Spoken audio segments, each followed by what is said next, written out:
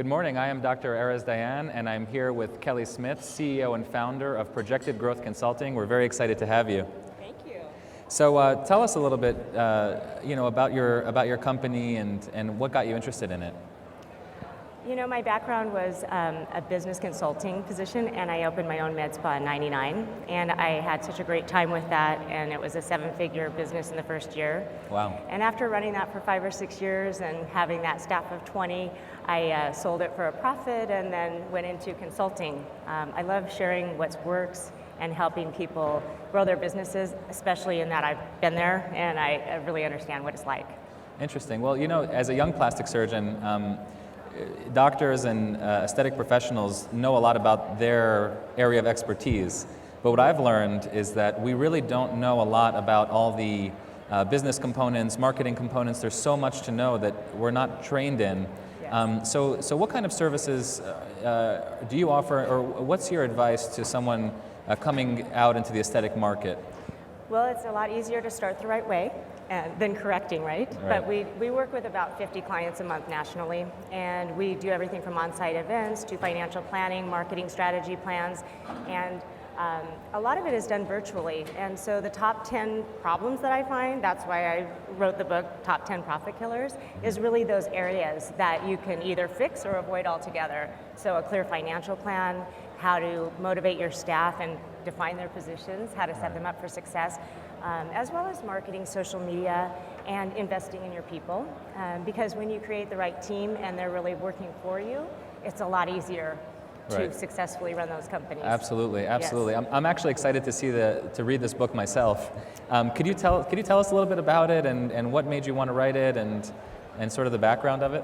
Sure. Well, I've been in the industry 20 years now, and after helping thousands of offices, you see the same trends as far as what's going on, and it occurred to me that, gosh, we write these annual marketing plans in a 45-minute session all the time. And the more I thought about it, I thought, these are really 1-hour solutions for the top 10 problems.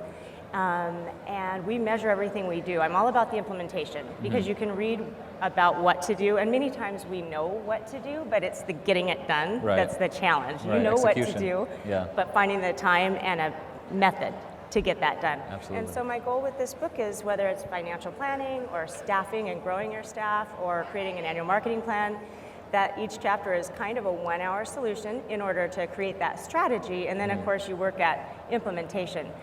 But diagnosing the problem is the first step. So we do a lot of self-assessments, and this book is the top 10 challenges, and so you rate yourself so that you can prioritize, what do I really need to start with? Because you can't fix everything in a business all at once, and it shifts and changes over the quarter. So my goal is to take a look at it and see where you should really start, and then pick one at a time. Well, that's great. I mean, I think that looking at it as a 1-hour solution to the top 10 problems in particular is really useful, because our lives are all so busy, and you really need to just get in there and target the issue and target the solution. What's your favorite part about consulting? Getting to meet so many amazing people and help them grow their businesses. I love growing my staff. The better people they are personally as well as business, the more they can help other businesses. And so it's wonderful to watch a business grow 30% or more in 90 days and to fix those problems that they've been struggling with for a long time. Just like as a doctor, it's that intake, it's the H&P. What do they really need? And giving them a way to fix it quickly, there's so much thankful and gratitude, and it's just really rewarding.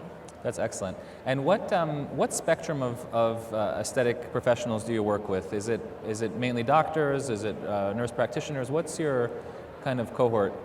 Well, we work with plastic surgeons, dermatologists, med spas. We work with a lot of non-core that move into elective. As we know, that's happening a lot. And we work with the staff as well, but it's a lot of times with the owner and the marketing manager, the office manager. We do a lot of sales training as well. We have online courses because staff training is a really big issue, and it's rinse and repeat. And one of the challenges is we forget to do that regularly. So that we work directly with staff and with the patients, closing consultations. So everybody, that's wonderful. Yeah, from A to Z. I'm excited about talking to you after the show. Absolutely. What would be, a couple pearls of advice that you could give someone starting in practice? From a selfish standpoint, I'm curious to see what you would suggest. Well, I think, really taking the time to create a clear plan. And a lot of times we're moving so fast that we don't do that. And I agree that in med school, you want to help patients. Right. And so sometimes the finance business, the marketing, finance, and operations are not your strongest area, and we all avoid what we're not totally comfortable with. Right. That's natural, right? So a clear plan, at least for revenue goals, and to look at what you're doing on a weekly basis before the month is over, because profit and losses are a historical account, and you can't change anything.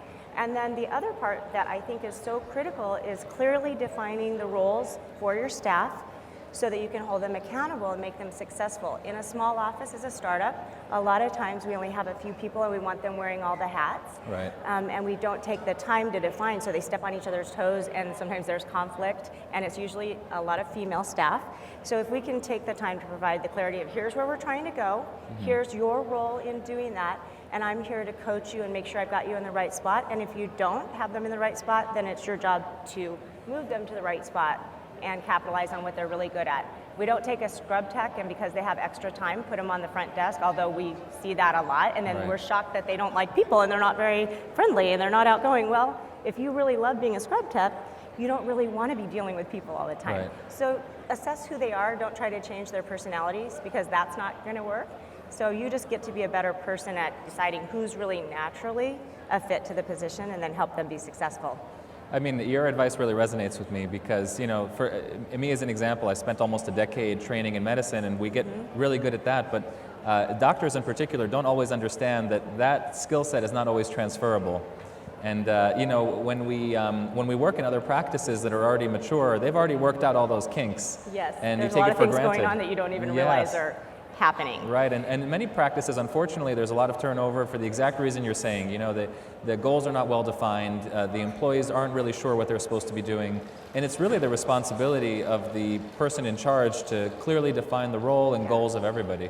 As much as we don't like it, the stranglehold on any small business is the owner's capacity and where they're at and their skill set. So you don't have to be good at everything, but you do need to hire people that complement those areas that maybe are not an interest or that aren't your specialty. So having a really good spa manager or facility manager and going through the time with them to create a clear plan, that's a wonderful way to approach it because there is a lot to do to create a profitable practice. Well, thank you so much for being here. Thank you. It's really been an absolute pleasure learning from you and speaking with you, and I'm excited to read your book, The Top 10 Profit Killers by Kelly Smith, CEO and founder of Projected Growth Consulting. Thank you so much for being with us. Thank you.